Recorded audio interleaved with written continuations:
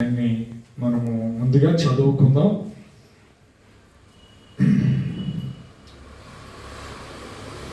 పరిశుద్ధ గ్రంథములో నిర్గమాకాండము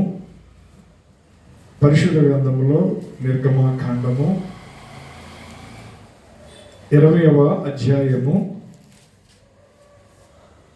పరిశుద్ధ గ్రంథము నిర్గమాకాండము 20వ అధ్యాయములో దేవుడు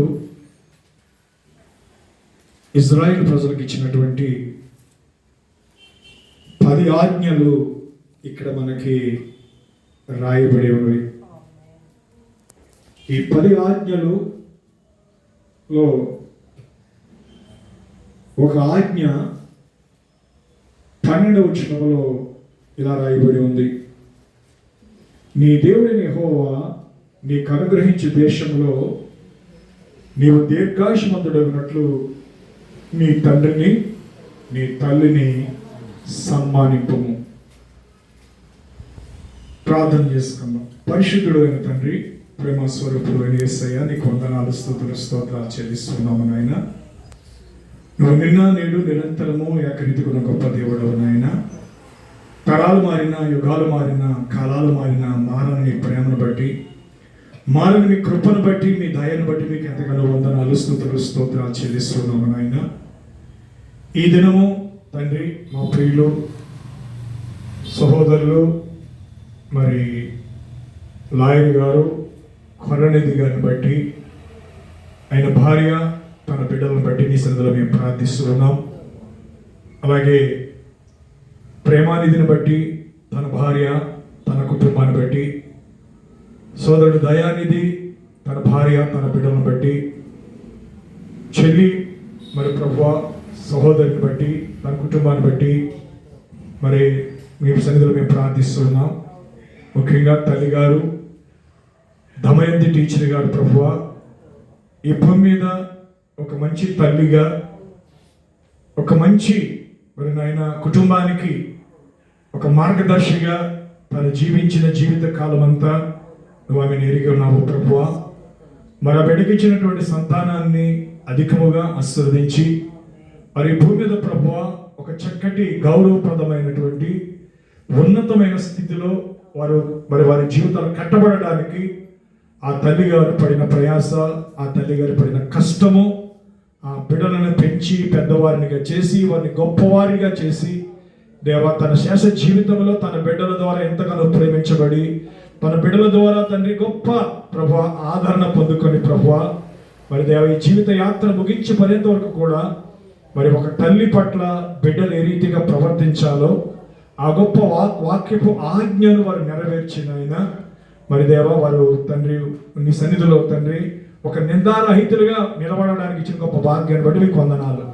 ముఖ్యంగా ఈ సమయంలో తల్లి దమయంతి గారు మరి దేవ నీ వాక్యం సెలవిచ్చినట్లుగా నీ పిల్లలను చూచేదమని సెలవిచ్చిన రీతిగా మరి తన పిల్లలను చూసే వరకు దీర్ఘాయుష్మంతురాలై బ్రతకడానికి ఇచ్చిన కృప కొరకు వందనాలు.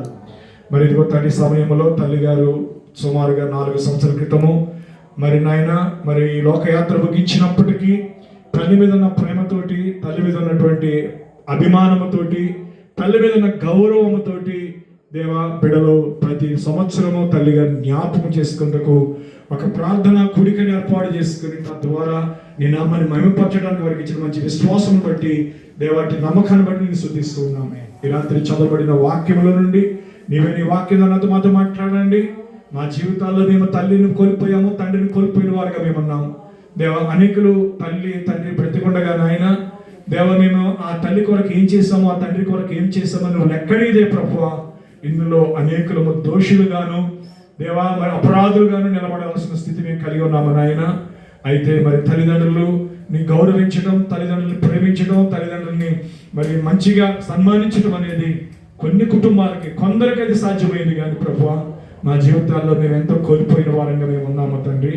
ఈ రాత్రి నీవే నీ వాక్యంగా మాతో మాట్లాడమని ప్రభు యేసుక్రీస్తు నామములో ప్రార్థిస్తున్నాము పరమ తండ్రి. ఆమేన్. ఆమేన్. దయచేసి కూర్చోండి.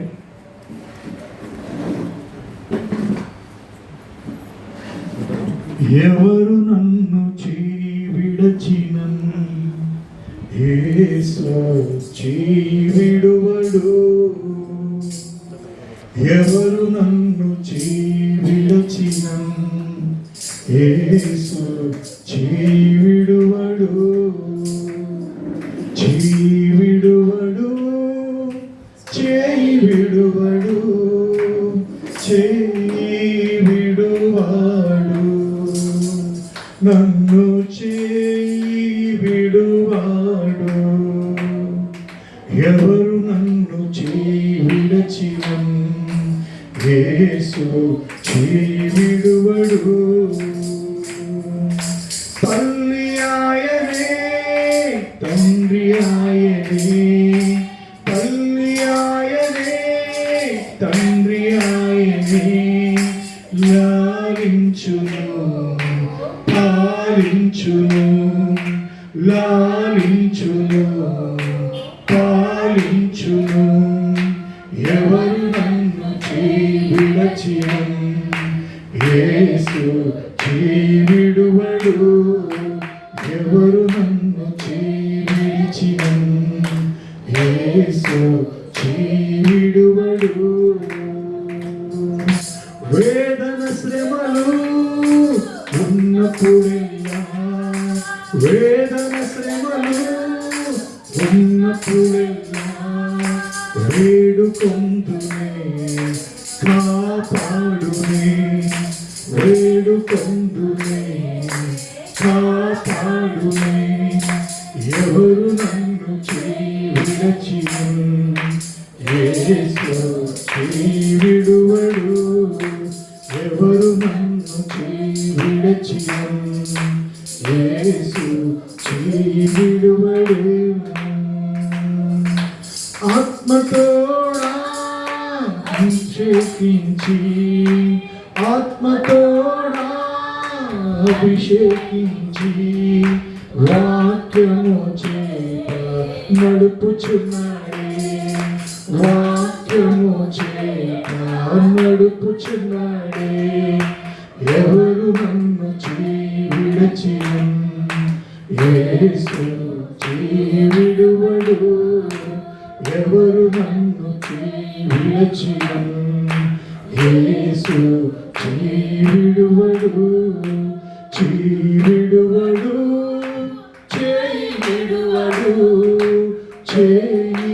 విడువాడు, నన్ను విడువాడు. హల్లెలూయా. దేవునికి స్తోత్రం కలుగును గాక. మరి ఈ భూమి మీద ఒక కుటుంబం అనేది దేవుడు తానే ఈ భూమి మీద ఒక కుటుంబాన్ని ఏర్పరిచాడు. దేవుడు ఈ భూమి మీద ఒక కుటుంబాన్ని ఏర్పరచడం మునుపు పరలోకములో ఆయన ఒక కుటుంబాన్ని కలిగి ఉన్నాడు. ఆ పరలోకములో ఉన్న కుటుంబానికి ఆయన తండ్రి అని పిలువబడుతున్నాడు. అలాగే భూమి మీద ఉన్న కుటుంబానికి కూడా ఆయన తండ్రి అని పిలువబడతా ఉన్నాడు. మనం ఎఫెసీ రాసిన పత్రిక 3వ అధ్యాయంలో ఆ మాట మనం చదవచ్చు. ఒకసారి ఎఫెసీలకు రాసిన పత్రిక 3వ అధ్యాయంలో 14వ వచనం మనం చూసినప్పుడు, ఎఫెసీలకు రాసినటువంటి పత్రిక 3వ అధ్యాయము 14వ వచనము దేవుని వాక్యాన్ని మనం చూసినప్పుడు, ఈ హేతువు చేత పరలోకమునందును భూమి మీదను ఉన్న ప్రతి కుటుంబము ఏ తండ్రిని బట్టి కుటుంబం అని పిలువబడుచున్నదో ఆ తండ్రి ఎదుట నేను మోకాళ్ళుని, మీరు అంతరంగ పురుషుని యందు శక్తి కలిగి ఆయన ఆత్మ వలన బలపరచబడినట్లుగాను, క్రీస్తు మీ హృదయంలో విశ్వాసము ద్వారా నివసించినట్లుగాను తన మహిమైశ్వర్యము చెప్పును మీకు దయచేయవలననియు, మీరు దేవుని సంపూర్ణత యందు పూర్ణులగునట్లుగా ప్రేమ యందు వేరు పారి స్థిరపడి సమస్త పరిశుద్ధులతో కూడా దాని వెడలపు పొడుగు లోతు ఎంతో గ్రహించుకున్నటకును జ్ఞానమునకు మించిన క్రీస్తు ప్రేమను తెలుసుకున్నటకు తగిన శక్తి గలవారు కావాలని ప్రార్థించుచున్నాను. హల్లెలూయా. ఇక్కడ మనము పరలోకమునందును భూమి మీదను ఉన్న ప్రతి కుటుంబము ఏ తండ్రిని బట్టి కుటుంబాన్ని పిలువబడుచున్నదో అనేటువంటి మాట మన దేవుడి వాక్యంలో మనం చూస్తూ ఉన్నాం. హల్లెలూయా. పిల్లరా, పరలోకములో ఒక కుటుంబం ఉన్నదా, భూమి మీద ఒక కుటుంబం ఉన్నదా అని మనం చూసినప్పుడు పరలోక కుటుంబమునకు యేసు అనే పేరు ఉందంటాడు. హల్లెలూయా. పరలోకానికి ప్రతి ఇంటికి ఏముంటుందండి? ఇంటికో పేరు ఉంటుందండి. అయితే భూమి మీద చాలా మందికి చాలా ఇంటి పేర్లు ఉంటాయి, అవునండి. భూమి మీద చాలా మందికి చాలా ఇంటి పేర్లు ఉంటాయి. అయితే క్రైస్తవులకి ఇంటి పేర్లాగా మనం ఏం పెట్టుకున్నామంటే, ఒకరు క్యాథోలిక్ అని, ఒకరు లూథరన్ అని, ఒకరు మెథడిస్ట్ అని, ఒకరు బాప్టిస్ట్ అని, ఒకరు పెంతెకోస్తు అని, ఒకరు సెవెంత్ డే అని, ఒకరు యేసునామం అని, ఒకరు యెహోవా అని, యెహోవా నామం అని, లేకపోతే ఇంకా చాలా సంఘాలు, చాలా ఫెలోషిప్లు, చాలా హెర్మోను, లేకపోతే బేతేలు అనేటువంటి అనేకమైన పేర్లు మనం పెట్టుకున్నాం. ఎందుకంటే మనము సాధారణంగా పేర్లు పిలిచేటప్పుడు పెద్దవాళ్ళు ఏమని పిలుస్తారంటే, మన పేర్లు తెలియదు కాబట్టి వాళ్ళకి ఏమని పిలుస్తారంటే ఇంటి పేరుని పిలిచేవారు చిన్నప్పుడు కదండి. మన పుట్టిన పిల్లల పేర్లు అందరికీ తెలియదు కదా, కాబట్టి మన పేర్లు ఇంటి పేర్లు పిలిచేవారు, పలానా అని పిలిచేవారు. అయితే మరి పరలోకానికి ఉన్న కుటుంబానికి పేరేమైందో, భూమి మీద ఉన్న కుటుంబానికి పేరేమైందో దేవుని వాక్యం సెలవిస్తూ ఉంది. ఎందుకంటే మనము యేసుక్రీస్తు వారముగా మనం పిలబడాలి. యేసుక్రీస్తు వారముగా మనం పిలబడాలి. పరలోకములో కుటుంబం ఉందని మనం విన్నాం. ఆ కుటుంబానికి యేసు అని పేరు ఉంది. మరియు భూమి మీద ఉన్న కుటుంబానికి యేసు అని పేరు ఉన్నది. అది నిజమండి. కాబట్టి దేవునికి ఒక పేరు కలదు. ఆ మానవ పేరు, అనేక పేర్లు ఉన్నాయి ఆయనకి. యెహోవా ఈరే అని, యెహోవా రఫా అని. దైవత్వములో ఆయనకి తండ్రి, కుమారుడు, పరిశుద్ధాత్మ, అనేకమైన పేర్లు ఉన్నాయి ఆయనకి. అనేకమైన బిరుదులు కూడా ఉన్నాయి ఆయనకి. అయితే దేవుని యొక్క వాక్యంలో మనం చూస్తున్నాం, ఈ భూమి మీద ఆయన ఒక కుటుంబాన్ని కలిగి ఉన్నాడు. ఆ కుటుంబానికి ఒక పేరు ఉంది. ఆ పేరు ఏంటంటే యేసు అనే పేరు ఉంది. హల్లెలూయా. ఎందుకంటే మనం చూసినట్లయితే పిల్లరా, బైబిల్ గ్రంథంలో పేరుకున్న ప్రాముఖ్యత మనం గమనించినట్లయితే, దేవుడు బైబిల్ గ్రంథంలో కొన్ని పేర్లు, కొందరు వ్యక్తుల్ని మార్చాడు. ఆయన అబ్రహాము పేరు అబ్రహాముగా మార్చాడు. షారాయి పేరు షారాగా మార్చాడు. యాకోబు పేరు ఇశ్రాయేలుగా మార్చాడు. మరి ఇంకా సీమోను పేరు కేఫాగా పేరు మార్చాడు.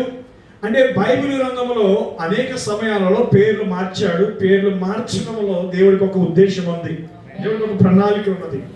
అయితే పిల్లల, మనము పేరు మార్చుకున్న మనం అనేక సార్లు క్రైస్తవ పేరు పెట్టుకుంటాము, కానీ మన పేరు ఒకటి, మన జీవించే జీవితం ఒకటిగా మనం ఉంటాం. అయితే ఈ రాత్రి నేను చెప్పాలనుకున్నది ఏమిటంటే, బైబిల్ గ్రంథంలో మనం చూస్తున్నాం, మనందరము ఎవరము, మనం ఎక్కడి నుంచి వచ్చాం, మనం ఎక్కడి నుంచి వెళ్తాం అనేది దేవుడి వాక్యం చెప్తా ఉంది. ఏంటంటే 90వ కీర్తనలో మోషే చక్కని మాట చెప్పాడు. ఏమని? మనకి పరలోకంలో కుటుంబం ఉందని మనం విన్నాం కదా. ఇప్పుడు పరలోకంలో కుటుంబం ఉంది, దానికి యేసు అనే పేరు ఉంది. భూమి మీద కూడా ఒక కుటుంబం ఉంది మనకి, దానికి కూడా యేసు అనే పేరు ఉందని మనం చూసాం. 90వ కీర్తనలో మొదటి మాట ఏంటంటే, అది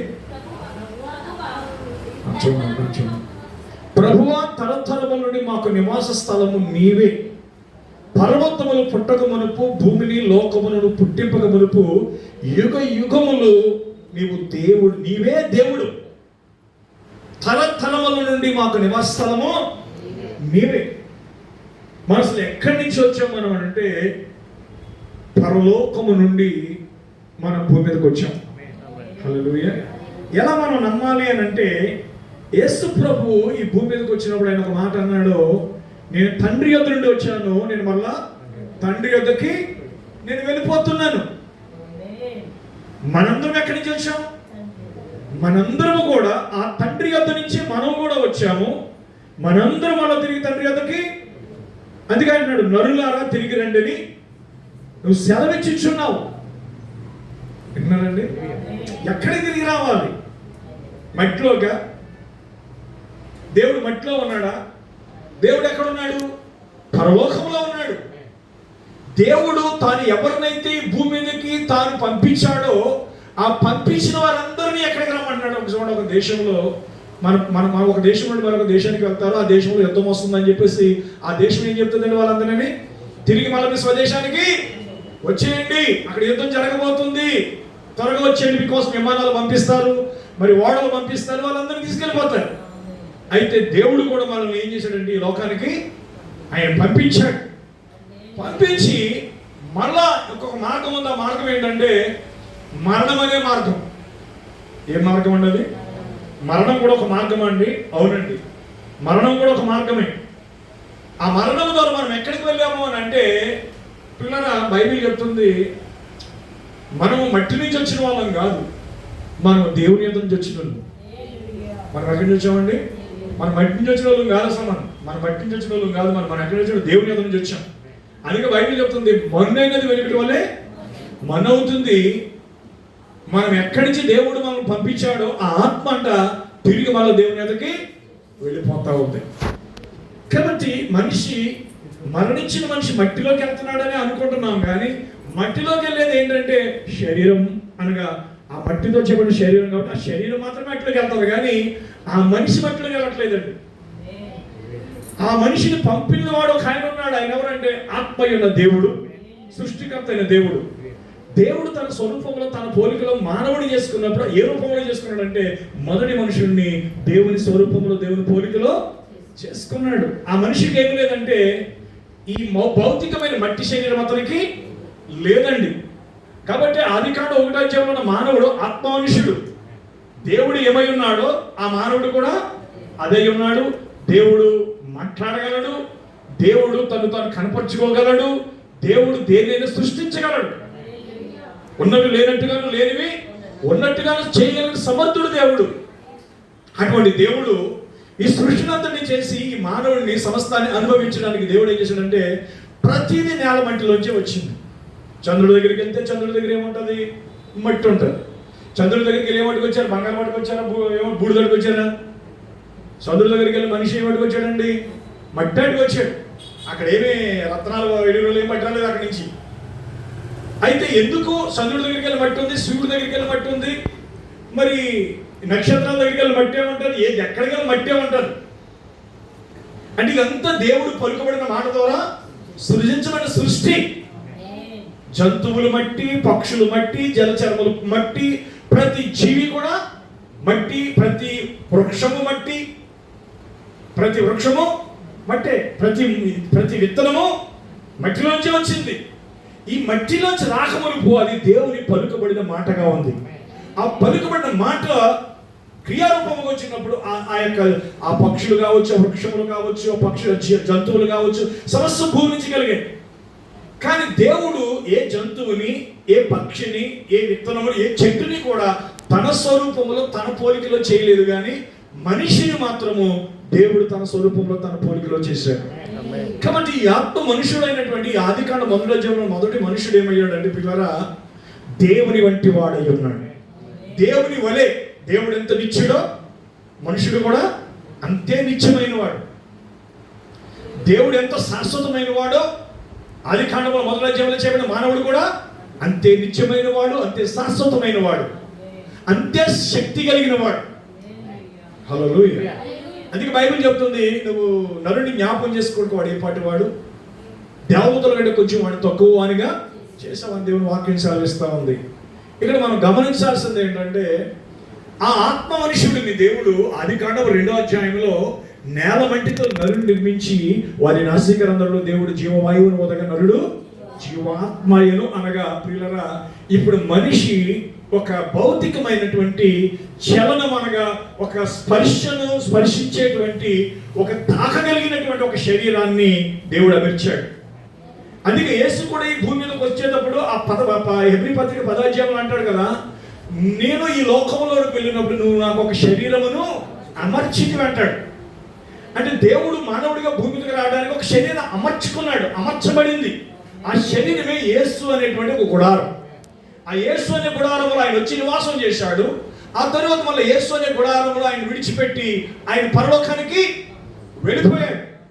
మరి యేసు శరీరం ఏమైంది? సమాధిలో పెట్టిన శరీరము కనబడలేదు. ఎందుకంటే మత్స్యమైనది అమర్త్యతను ధరించింది, క్షయమైనది అక్షయతను ధరించింది. జీవమందు మరణం మృంగివేయబడింది. కాబట్టి ఆ మట్టి శరీరము వేసే మట్టి శరీరంలో అయితే భూమి మీద సంచరించాడు. ఆ మట్టి శరీరం కనబడలేదు. ఎందుకంటే ఆ యొక్క జీవము ఈ మరణాన్ని మృంగివేసింది. కాబట్టి ఇప్పుడు మన భౌతికమైన మట్టి దేహంలో మనం కనబడుతున్నాం. ఒకవేళ మనం మరణించడం అయితే ఈ మట్టి శరీరమే మన మట్టి అయిపోతుంది. కానీ ఒక దినాన్ని మళ్ళీ తిరిగి మనం లేస్తాం. అయితే మనం మట్టి శరీరంతో లేము.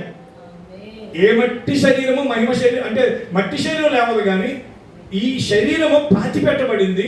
ఈ శరీరములో ఒక ఆత్మ నివసించింది. ఆత్మ ఏంటంటే దేవుడు పంపినటువంటి ఆత్మ. హల్లెలూయా.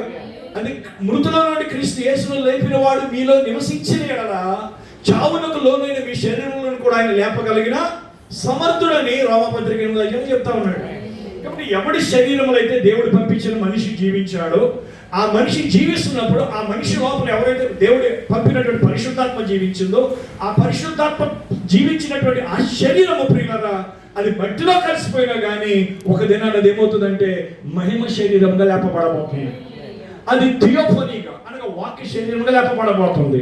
అప్పుడు మనము ప్రభు పునరుద్ధరణ తిరిగి లేచినప్పుడు ఏ శరీరంలో అయితే మనం ఉన్నామో ఆ శరీరంలోకి మనం మార్చబడబోతున్నాం. హల్లెలూయా. ఎందుకంటే ఆ శరీరం ఎలా ఉంటుందో మనకు తెలుసు. శిష్యులందరూ మేడగదిలో కూర్చుని, మరి ఆనాడు యూదులకు భయపడి వాళ్ళందరూ మేడగదిలో భయంతో కూర్చుని ప్రార్థన చేసుకున్నప్పుడు తలుపులు వేసినట్టే ఉన్న యేసు ఆ ఇంట్లోకి వెళ్ళాడు. హల్లెలూయా. ఆయనకి తాళాలు తలుపులు అక్కర్లేదండి ఆయనకి. ఎందుకంటే అది మహిమ శరీరం అయి ఉన్నది, అది వాక్య శరీరం అయి ఉన్నది. అది ఏదైనా తోటలో దేవుడు మొట్టమొదట అనగా సృష్టించినప్పుడు దేవుడు మానవుడికి ఇచ్చిన శరీరం అయి ఉన్నది. అది థియోఫనీ. థియోఫనీ అనగా వాక్య శరీరము. ఆ వాక్య శరీరంలో మనిషిని దేవుడు ఏం చేశాడంటే మట్టి శరీరంలో పెట్టాడు. ఈ మట్టి శరీరంలో మానవుడు ఏమయ్యాడంటే దేవుని ఆజ్ఞ అతిక్రమించి పాపం చేసినప్పుడు ఆ యొక్క మహిమను అతడు కోల్పోయాడు. హల్లెలూయా. చివరికి మనిషి మట్టి మనిషిగా మిగిలిపోయాడు. ఈ మట్టి మనిషిగా మిగిలిపోయిన మానవుడి యొక్క పాపము కొరకు దేవుడే మానవుడిగా శరీరానికి వచ్చి రక్తము కార్చి ఆయన దాని యొక్క పాపం యొక్క వెలను ఆయన చెల్లించి మనలను పాపము నుండి శాపము నుండి మనం విమోచించాడు. హల్లెలూయా. ఇది దేవుడి యొక్క రక్షణ ప్రణాళిక. సరే, ఆ దాంట్లోకి వెళ్తే మనం చాలాసేపు అయిపోద్ది కాబట్టి ఇంకొక 10 నిమిషాల్లో మనం ముగించుకుందాం. ఏంటి ఇక్కడ మన కుటుంబము అనే దాని గురించి చూస్తున్నాం. కుటుంబములు ఎవరు ఉంటారంటే మొట్టమొదటిగా ప్రతి వ్యక్తికి ఒక తండ్రి ఒక తల్లి ఉంటారు. ఇప్పుడు ఆదాము అవ్వలకి తల్లి ఎవరు తండ్రి ఎవరు అంటే తల్లి ఆయనే, తండ్రి ఆయనే. హల్లెలూయా. ఆదాముకి ఎవరు లేరండి. తల్లిగా కనబడే తల్లి ఎవరు కూడా లేరు. పైగా ఆదాము గర్భంలో మోయబడిన శిశువు అయితే మాత్రం కాదు. కాబట్టి శిశువై ఒక తల్లి గర్భంలో ఒక పిండముగా ఏర్పడిన తర్వాత భూమి మీదకి వచ్చే ప్రతి మనిషికి ఏమంటుందంటే ఒక బొడ్డు అనేది ఉంటుంది. అంతేనండి. గర్భంలో ఏం రూపించబడుతుంది నా బిడ్డకి? ఒక బొడ్డు అనేది తల్లి యొక్క పేగు బంధం అంటారు దాన్ని. ఆ పేగు బంధం అనేది ఏర్పడుతుంది. భూమి మీద వచ్చిన తర్వాత పేగుని ఏం చేస్తారంటే వైద్యులు మంత్రసానులు ఏం చేస్తారు, పేగు కట్ చేస్తారు. ఆ బిడ్డకు ఆ బొడ్డు కాడ ఏదో క్లిప్పి పెడతారు, లేదంటే గుడ్డ కడతారు, ఏదో తాడు కట్టేవారు. మనకు చిన్నప్పుడు అయితే తాడు కట్టేవారు, ఇప్పుడైతే క్లిప్పి పెడుతున్నారు. తర్వాత అది 3 రోజులకు 4 రోజులకు ఆ బొడ్డు ఎండిపోతుంది, ఆ బొడ్డు కూడా ఊడిపోతుంది. కానీ ఆ బొడ్డు మాత్రం అలాగే బెజ్జం అలాగే అంటే అదే ఆ పూడిక అలాగే ఉంటుంది. అయితే ఆదాము ఏ తల్లి గర్భంలోంచి రాలేదు, ఏ తల్లి అతను మోయలేదు. కాబట్టి ఆదాముకి ఏం లేదంటే బొడ్డు అనేది లేదు. సో హవ్వకు బొడ్డు ఉందా అని మనం ఆలోచన చేసినప్పుడు హవ్వ కూడా ఆదాములో తీయబడినప్పటికీ ఆదాముకి బొడ్డు లేదు. ఎందుకంటే అతడికి తల్లి గర్భంలో మోయబడిన వాడు కాదు. అలాగే హవ్వ కూడా తల్లి గర్భంలో మోయబడింది కాదు. అయితే మనకి బొడ్డు అనేది ఎప్పుడు వచ్చిందంటే మన తల్లి నవమోసాలు మోసి మనలను కని భూమి మీదకి ఒక జన్మనిచ్చినప్పుడు ఆ బొడ్డుతో మనం పుట్టాం కాబట్టి అది పేగుబంధము అని మనం అంటాం. కాబట్టి ముఖ్యంగా బిడ్డలు ఎవరికి బాగా మొట్టమొదటి ఎవరి స్పర్శ, ఎవరి ప్రేమకు పాత్రలు అవుతారంటే తల్లి యొక్క స్పర్శ, తల్లి యొక్క ప్రేమకు, తల్లి యొక్క తాకిడికి లేక స్పర్శకు వారు అనుభూతిలోకి వెళ్తారండి. హల్లెలూయా. ఎంత ఏడ్చే బిడ్డ అయినా, ఎంత ఆరామ చేసే బిడ్డ అయినా తల్లి ఒడిలోకి వెళ్ళగానే కామైపోతాడు. తల్లి రొమ్మున తాగే పాలు, తల్లి రొమ్ము మీద మోయబడినప్పుడు, గర్భంలో మోయబడినప్పుడు ఆ తల్లికి ఉండేటువంటి అనుభూతి ప్రియులరా ప్రతి బిడ్డ, ప్రతి కుమార్తె కావచ్చు, కుమారుడు కావచ్చు. అందుకే దేవుని వాక్యం అంటున్నాడు ఆయన నిర్గమకాండములో మనం చదివాం. ఏమని చదివామండి? 12వ వచనంలో, నీ దేవుడిని యెహోవా నీకు అనుగ్రహించు దేశములో నీవు దీర్ఘాయుష్మంతుడగునట్లు నీ తండ్రిని నీ తల్లిని సన్మానింపు. ఆమేన్. ఇదే నిర్గమకాండం 21వ అధ్యాయము 15వ వచనం కూడా చదువుదాం. 21:15. తన తండ్రినైనను తల్లినైనను కొట్టువాడు నిశ్చయముగా మరణ శిక్ష నొందునన్నాడు. ఇంకా పేసి తిప్పామో లేదో, సహజంగా కుటుంబాల్లో గొడవలు జరుగుతూ ఉంటాయి. గొడవలు జరుగుతూ ఉన్నప్పుడు తల్లిదండ్రుల మీదకి పిల్లలు లేస్తూ ఉంటారు, పిల్లలు తల్లిదండ్రులు కొడతా ఉంటారు, లేకపోతే తల్లిదండ్రుల మీద ఎదిరిస్తూ ఉంటారు. బైబిల్ ఏం చెప్తుందంటే తన తండ్రినైనను తల్లినైనను కొట్టువాడు నిశ్చయముగా మరణ శిక్ష నొందాలంటాడు. చంపేయమన్నాడు దేవుడు. తన తండ్రినైనను తల్లినైనను శపించేవాడు నిశ్చయముగా మరణ శిక్ష నొందునంటున్నాడు. దేవునికి స్తోత్రం కలుగును గాక. ఈ దేవుని ఆజ్ఞల్లో ఎంత భయంకరమైన శిక్ష ఉందో చూసారా? పాత నిబంధనలో దేవుడు అయితే కొత్త నిబంధన కోసం ఏమన్నాడు అంటే, తండ్రులారా మీ పిల్లలకి కోపం రేపకండి అన్నాడు.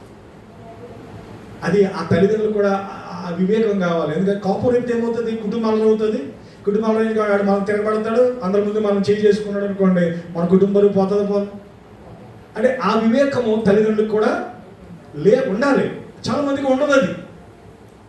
ఎందుకంటే వాడు అంత వయసు వచ్చేది, పిల్లోని కొట్టినా, పిల్లోని మీద చేసినా, వాడికి మీసాలు గడ్డాలు వచ్చిన తర్వాత వాడి మీద చేసుకుంటే ఏమవుతుంది? వాడు ఒక మూర్ఖుడైతే ఖచ్చితంగా తిరగబడతాడు. అదే తండ్రిని కొట్టాడు, తల్లిని కొట్టాడు అనేటువంటి మాటలు మనం వింటున్నాం. బైబిల్ చెప్తుంది, బైబిల్ ఏం చెప్పిందంటే తల్లిదండ్రులు సన్మానించు, కానీ మీ పిల్లల కోపము రేపొద్దు. ప్రభు యొక్క బోధలను శిక్షలను మనం పెంచండి అన్నాడు. సరే, ఇంకొన్ని మాటలు నేను చూపించాలని నేను ఆశపడుతున్నాను. లేవీకాండము 20వ అధ్యాయం 9వ వచనం. లేవీకాండము 20వ అధ్యాయము 15వ వచనం చదువు, 17వ వచనం కూడా చదువు. ఓకే, లేవీకాండం ఒకసారి చేద్దాం. లేవీకాండం తీద్దామా? 20వ అధ్యాయము 9వ వచనం చదవాలనుకుంటున్నాను. ఎవడు తన తండ్రినైనను తన తల్లినైనను దూషించునో వానికి మరణ శిక్ష విధింపవలెను. వాడు తన తండ్రినో తల్లినో దూషించెను గనుక తన శిక్షకు తానే కారకుడు అన్నాడు. హల్లెలూయా. చూస్తారండి, బైబిల్ గ్రంథంలో ఎన్ని మాటలు, ఎన్ని విషయాలు దేవుడు మనకి చెప్తా ఉన్నాడు అంటే తల్లిదండ్రుల పట్ల మనం ప్రవర్తిస్తున్నటువంటి ప్రవర్తన గురించి దేవుడు లెక్క అడుగుతాడు. అదే 19వ అధ్యాయము లేవీకాండము 3వ వచనంలో మనం చూసినప్పుడు ఇక్కడ ఇలా రాయబడి ఉంది, మీలో ప్రతివాడు తన తల్లికి తన తండ్రికి భయపడవలెను. ఈరోజు పిల్లలకి భయం ఉందండి అసలు తల్లి అంటే? చాలా కుటుంబాల్లో లేదండి. తల్లిదండ్రులు అంటే అసలు కొంచెం భయము లేదు, గౌరవం కూడా లేనటువంటి భయంకరమైన కాలంలో మనము జీవిస్తూ ఉన్నాం. తండ్రిని చూస్తే అంత మైలు లెక్క పరిగెత్తి వెళ్ళిపోయే వాళ్ళు చిన్నప్పుడు. అంటే భయం తండ్రి అంటే. ఎందుకంటే కొన్నిసార్లు తండ్రులకి ప్రేమించడం అంటే కొట్టడం బాగా తెలుసు, తరవడం బాగా తెలుసు. ఇంకా వాళ్ళ దగ్గర ఏ రకమైన ప్రేమ అనుభూతులు ఉండవండి. ఇంకా మా నాన్న కొడతాడు, మా నాన్న తలుపుతాడు అనేటువంటి ఒక భయం అనేది ఏర్పడిపోద్ది. ఇక తండ్రి అంటే ఒక ప్రేమ, ఒక ఆప్యాయత, ఒక మంచి ధైర్యం. అలా కాకుండా మా నాన్నను కొడతాడు, మా నాన్నను తలుపుతాడు అనేటువంటి పరిస్థితులకి ప్రజలు వెళ్ళిపోతూ ఉన్నారు. హల్లెలూయా. చివరిగా చెప్పే మాట సామెతల గ్రంథం 23వ అధ్యాయం. సామెతల గ్రంథము 23వ అధ్యాయాన్ని మనం చూద్దాం. అందరూ కూడా తీసినట్లయితే సామెతల గ్రంథము 23వ అధ్యాయము 22వ వచనం చదువుతున్నాను చూడండి. సామెతల గ్రంథము 23వ అధ్యాయము 22వ వచనం. నిన్ను కనిన నీ తండ్రి ఉపదేశము అంగీకరించము, నీ తల్లి ముదిమి యందు ఆమెను నిర్లక్ష్యము చేయకము. ఆమేన్, హల్లెలూయా. మరి ఇక్కడ ఈ మాటలు, ఈ రెండు మాటలు చాలా నేను స్వయంగా చూసినటువంటి మాటలు. అన్న కరుణానిధి కావచ్చు, ప్రేమానిధి కావచ్చు, దయానిధి కావచ్చు, చెల్లి కావచ్చు, కోడళ్ళు కావచ్చు, మనవలు కావచ్చు, మనవరాండ్రు కావచ్చు. ఇక్కడ ఆంటీ దమయంతి గారికి, టీచర్ గారికి బైబిల్లో ఏమి రాయబడ్డదో ఆ రీతిగా చేసిన కుటుంబం అని నేను చెప్పగలను. ఎందుకంటే ఎంతోమంది చదువుకున్న వాళ్ళు ఉన్నారు, గొప్ప విద్యావంతులు ఉన్నారు, గొప్ప కలెక్టర్లు ఉన్నారు, గొప్ప ఐపీఎస్ లేకపోతే ఐఏఎస్ ఆఫీసర్స్ ఉన్నారు, గొప్ప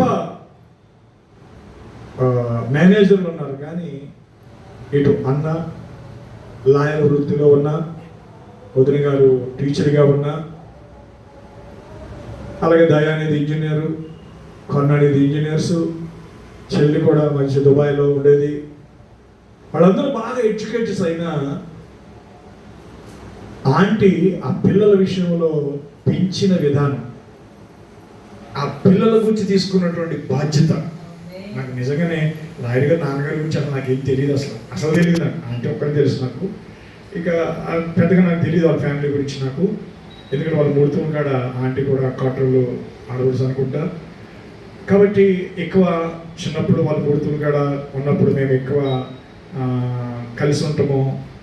తమ్ముడితోటి, అన్నతోటి, అందరితో బాగా కలిసి ఉంటున్నాం. బాగా చిన్నప్పటి నుంచి తెలుసు కాబట్టి ఫస్ట్ నుంచి అన్నని పిలవటం అలవాటు మీద నేను లాయర్ గారిని అన్నని పిలుస్తాను.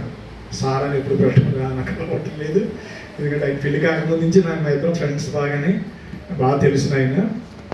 చిన్నప్పటి నుంచి తమ్ముడు దయానిధి అయితే ఇంకా బాగా తెలుసు, బాగా చెల్లి అయితే ఇంకా కూడా బాగా తెలుసు. కానీ నేను ఎవరు ఆమెకి తెలియదు, కానీ ఆమె ఎవరు నాకు బాగా తెలుసు అన్నమాట. సో ఈ వాక్య లేఖనం 25వ వచనం కూడా మనం చూస్తే ఆంటీకి ఎలా జరిగిందో, నీ తల్లిదండ్రులను సంతోష పెట్టవలను, నిన్ను కనిన తల్లిని ఆనందపరచవలను. మరి రియల్గా ఆంటీకి ఎంత మంచి కుటుంబాన్ని దేవుడు ఇచ్చాడు. అంటే బిడ్డల్ని ఇచ్చాడు, చక్కని కోడల్ని ఇచ్చాడు, చక్కటి కుమార్తెని ఇచ్చాడు, చక్కటి అల్లుడిని ఇచ్చాడు, చక్కటి మనవలు ఇచ్చాడు. మనం చూసాం కదా, మనం చాలా కాలం ఇంట్లో ఆంటీ పక్కనే నన్ను కూడా పిలిచి ప్రార్థన చేయమని నన్ను అడిగేది. చాలా సంతోషంగా నవ్వుతూ మాట్లాడేది, కానీ కూడా ఇచ్చేది నాకు. సో చాలామంది పాస్టర్లు అంటే ఆవిడకి చాలా అభిమానము, పాస్టర్లు అంటే చాలా ఇష్టం ఆవిడకి. సో మరి ఆంటీ ఒక మంచి తల్లిగా, ఒక మంచి టీచరు, బయట విద్యార్థులకే కాదు కానీ పిల్లలకు కూడా ఒక మంచి టీచర్గా, మంచి తల్లిగా, ఒక మంచి అత్తగారుగా, ఒక మంచి నానమ్మగా, అమ్మమ్మగా, ప్రతి క్యారెక్టర్ కూడా ఆమె పోషించింది. ఆంటీ పెద్ద ఎత్తు మనిషి అడుగుతుంటే చాలా ఇది పర్సనాలిటీ, పెద్ద పర్సనాలిటీ ఆంటీది. చాలా చక్కగా నడిచింది. ఎందుకంటే అడ్డలపల్లి పంతులమ్మలందరూ కూడా, వీళ్ళందరూ కూడా పెన్షన్కి వెళ్ళటం ఇవన్నీ బాగా తెలిసి నాకు అన్నీ. మా శాంతం పంతులం గారు, సద్గుణం పంతులమ్మ గారు, ఎవరో పంతులం గారు, మా చనిపోయిన గారు, ఆగ్నేశ్వరరావు గారు తల్లి, పుష్ప, వీళ్ళందరూ పెద్ద పెద్ద టీచర్స్. వీళ్ళంతా మంచి టీచర్స్ అన్నమాట అండి. వీళ్ళంతా మంచి ఇదిగా ఉండేవారు. దేవుడి దయ వల్ల మరి ఆంటీ దేవుడి కృపల నిండు వృద్ధాప్యంలో చక్కటి సేవ చేసిన బిడ్డలను దేవుడు దీవించుగాక. ఇది లాయర్ గారిని పొగట్టడానికి అయితే మాత్రం కాదు, ఎవరిని పొగట్టడానికి కాదు. నేను కళ్ళారా చూసిందని చెప్పాను తప్ప, కొంతమంది ఏం చేయకపోయినా పొగిడేస్తుంటారు. ఎందుకు పొగుడతారు? ఎందుకంటే దేవుడు చూడలేదా మనం ఏం చేసాము, ఎలా చూసాము, ఎలా మాట్లాడాము, ఎలా ప్రవర్తించాము. దేవుడు చూడండి. దేవుడు ఎప్పుడు పాస్టర్ ప్రసంగాల్ని ఉబ్బించే ప్రసంగాలు చేసిన ఆడు దొంగ. నిజమే చెప్పాలి. ఆ తల్లిదండ్రులు సరి చూడలేదు, అది పట్టించుకోలేదు దాన్ని వృద్ధాప్యంలో అని చెప్పాలి ఖచ్చితంగా. ఎందుకంటే పిల్లలు మరి అందరికీ జరగదు అలాగా.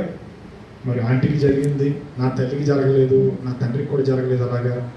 ఎందుకంటే కొన్ని కుటుంబాల యొక్క పెంపకాన్ని బట్టి, కొన్ని కుటుంబాల యొక్క ప్రేమను బట్టి, బంధాలు బట్టి ఆ కుటుంబాలు చాలా అద్భుతంగా ఉంటాయండి.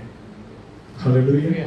నేను మళ్ళీ చెప్తున్నాను, బతికున్న వాళ్ళకి, తల్లిదండ్రులు ఉన్న వాళ్ళకి ప్రవక్త బ్రహ్మం అంటాడు, నీ తల్లి చనిపోయినప్పుడు లేక నీ తండ్రి చనిపోయినప్పుడు ఆ పెట్టి మీద నువ్వు ఆ పెట్టి పట్టుకుని వెళ్తున్నప్పుడు నువ్వు ఒక పువ్వు దాని మీద పెట్టడం కాదు, నువ్వు నిజమైన స్నేహితుని ఎవరు కోల్పోయేటప్పుడు నీకు తెలుస్తుంది అంటాడు.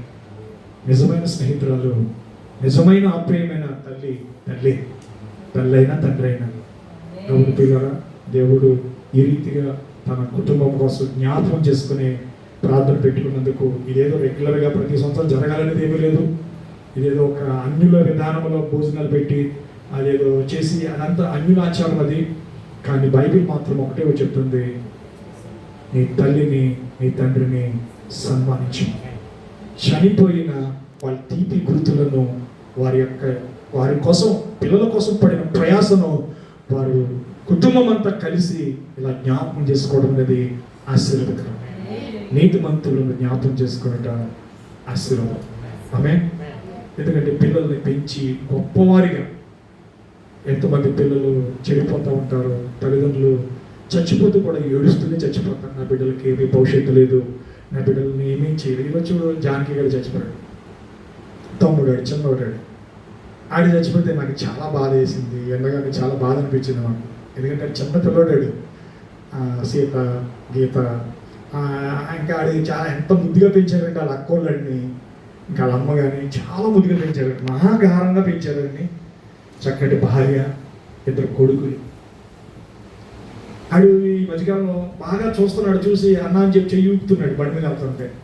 ఇటు బాగున్నాడు, కొంచెం ఆరోగ్యం ఉన్నాడు, మందు మానేసి ఉంటాడులే, బాగున్నాడు అనుకున్నాను నేను. సాయంత్రం మన కాళిదాసబాబు తోడలు కాళిదాసబాబుకి తోడలు కుర్రాడు, చిన్న కుర్రాడు అంటే బాగా చిన్నవాడు నాకు అంటాడు. ఆడు మరి మన కళ్ళ ముందు చనిపోయాడు. మరి ఈరోజు వాడి కోసం వచ్చిన స్నేహితులు కావచ్చు, ఆ బంధువులు కావచ్చు, ఆ జనం చూస్తే ఏదో పెద్ద మంత్రి గారికి చనిపోతే ఎంత జనం ఉంటారో అండి, పెద్ద పేరు ప్రఖ్యాతులు ఉన్నవాడికి ఎంత జనం ఉంటారో. జనం ఇసుకైతే రాదంత జనం అండి వాడికి.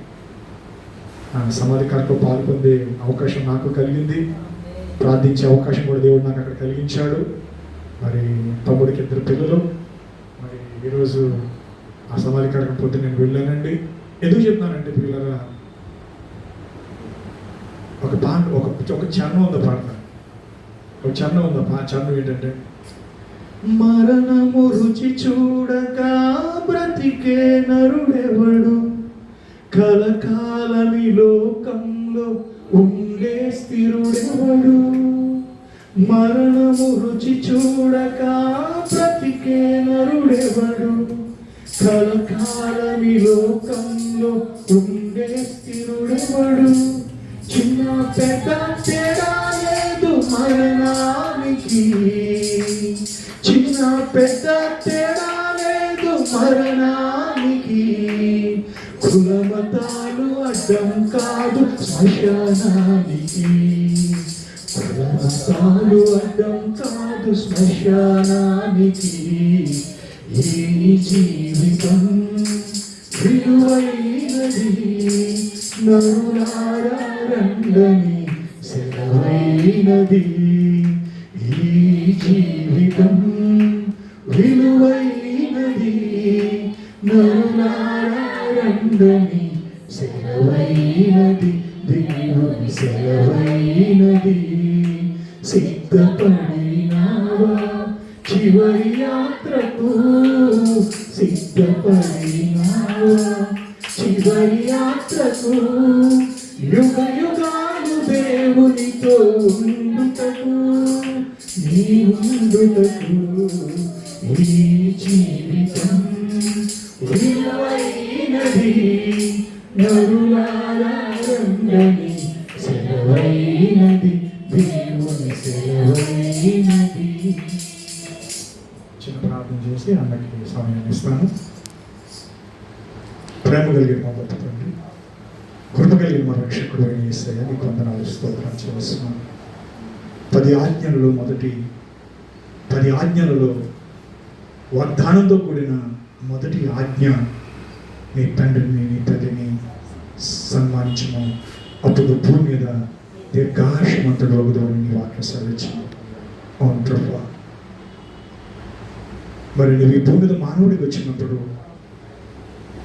దేవుని ఆజ్ఞలను నిరర్థకము చేస్తూ తల్లినైనను తండ్రినైనను కనపరచక్కర్లేదని, దేవా నా వల్ల నీకేది ప్రయోజనమో అది కొర్బాను అని చెప్పేసి, దేవార్పితం అని చెప్పి తల్లిని తండ్రిని చూడక్కర్లేదని ఆ శాస్త్రులు పరిసయ్యులు చేసినటువంటి ఆ సిద్ధాంతాలను ప్రభువా నువ్వు ఖండించావు నాయన.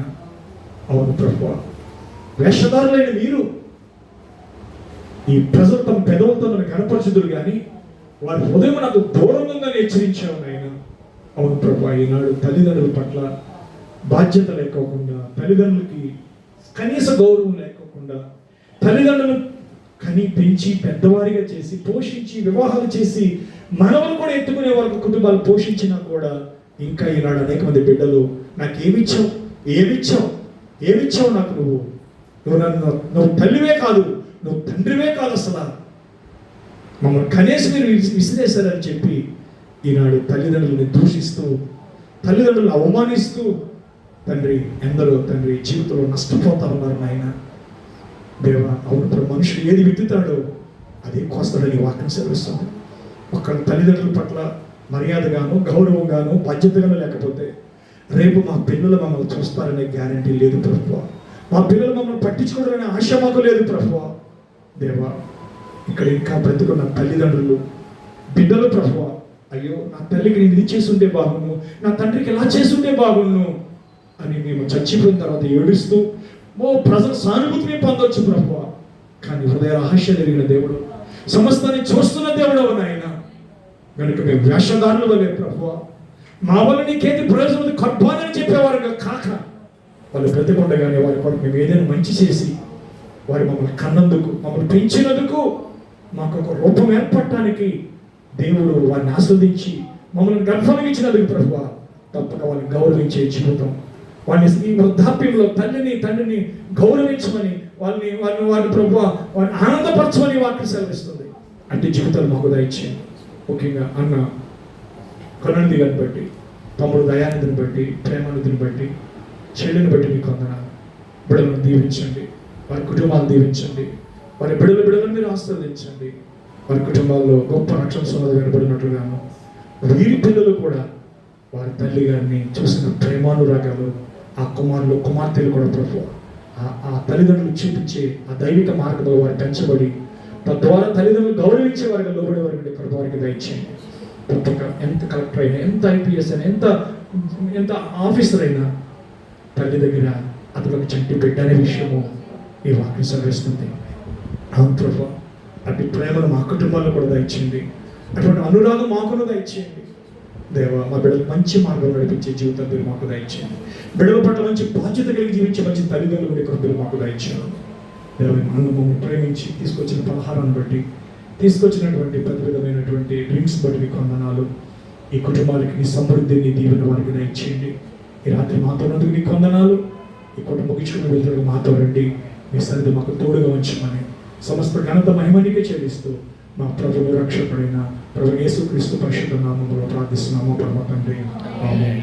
మహాదేవుడు మన ప్రభు మన రక్షకుడైన యేసుక్రీస్తు కృప ఆంటీ విడిచిపెట్టినటువంటి సంపూర్ణ కుటుంబాలకి తలవచ్చిన మనకి సదాకలు తోడయండి. ఆయన శాశ్వత చిరుజ నడిపించినగాక. ఆమేన్. అందరికీ వందనాలు. కొంచెం టైం లేనందుకు నేను ముగించాను. అన్న వచ్చి చెప్తాడే నేను ఎక్కడ